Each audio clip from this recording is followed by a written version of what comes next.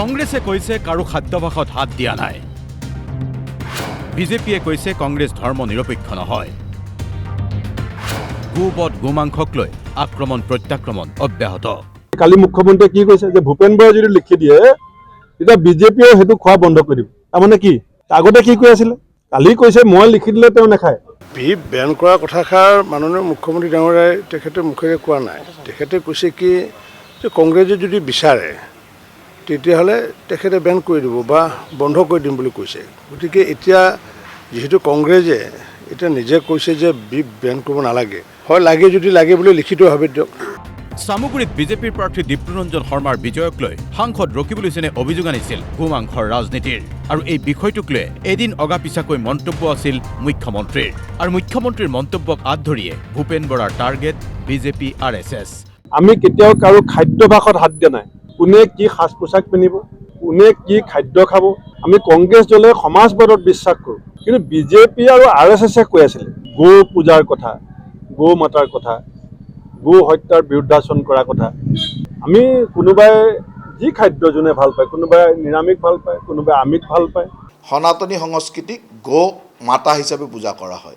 গতিকে ভাৰতীয় সংস্কৃতিয়ে কেতিয়াও গৌ নিধন কৰা, গৌমাংস ভক্ষণ কৰা ইত্যাদি কথাবিলাক সংস্কৃতিৰ ভিতৰত নপৰে। এতিয়া তেখেতে কোন সংস্কৃতিৰ পৰা আহিছে মই নাজানো, কিন্তু ভাৰতৰ সনাতনী সংস্কৃতিত থকা মানুহে গৌ মাতা হিচাপে পূজা কৰে আৰু গৌ মাংস ভক্ষণ কৰাটো এটা অপৰাধ বুলি ভাবে।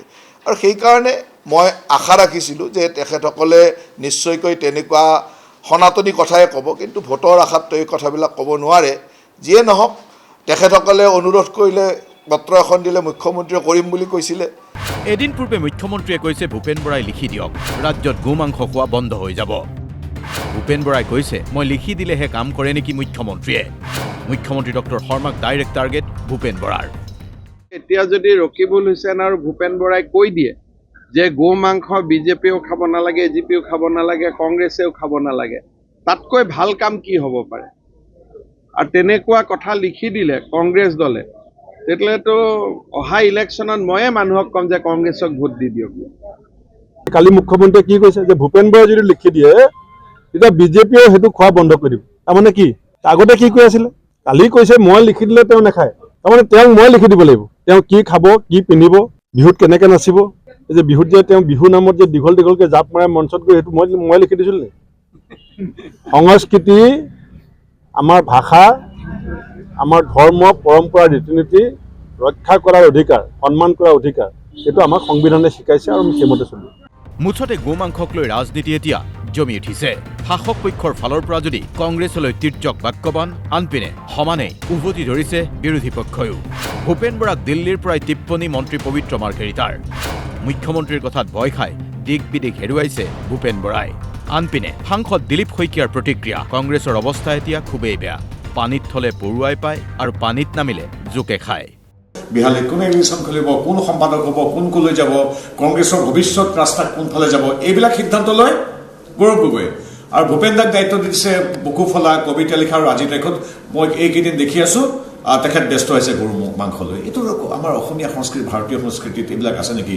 কোনোবাই কিবা গৰু মাংস খায় নাখায়। আৰু আটাইতকৈ ডাঙৰ কথা হ'ল গৌ মাংসৰ কথাটোত মই এটাই কথা ক'ব বিচাৰিছোঁ যে এইবিলাক কথাৰে ৰকিবুল হুছেইন ডাঙৰীয়া বা গৌৰৱ গগৈৰ সৈতে তেওঁলোকৰ যিটো সাংঘাতিক বিফলতা হ'ল, সেইটোৰ পৰা দৃষ্টিটো বেলেগ ফালে নিবৰ বাবে এনেকুৱা ধৰণৰ অদ্ভুত কিছুমান বিষয় লৈ আহিছে। তেওঁলোকে ভয় খাইছে।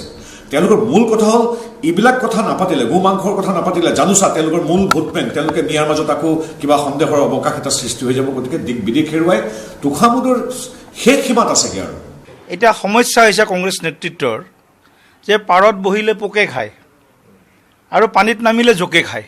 তেওঁলোকৰে এজন নেতাই গৌ মাংস খোৱা বুলি অভিযোগ আনিলে। আকৌ ভূপেন বৰা ডাঙৰীয়াৰ ষ্টেটমেণ্ট আহিল যে আমি লিখিত ৰূপত নিদিওঁ, আমি ধৰ্ম নিৰপেক্ষ। গতিকে তেওঁলোকৰ কথাটোৰ এটা ডাবল ষ্টেণ্ডাৰ্ড বুলি যাক পোৱা হয়। কংগ্ৰেছৰ এতিয়া পানীত হাঁহ নচৰা অৱস্থা হৈছে। এনেকৈয়ে এতিয়া গোমাংসক লৈ কংগ্ৰেছক টাৰ্গেট কৰিছে বিজেপিয়ে। আনপিনে বিজেপিকো টাৰ্গেট কৰি ইটোৰ পিছত সেইটো বিস্ফোৰক মন্তব্য প্ৰদেশ কংগ্ৰেছৰ সভাপতি ভূপেন বৰাৰ। Bureau report DY 365।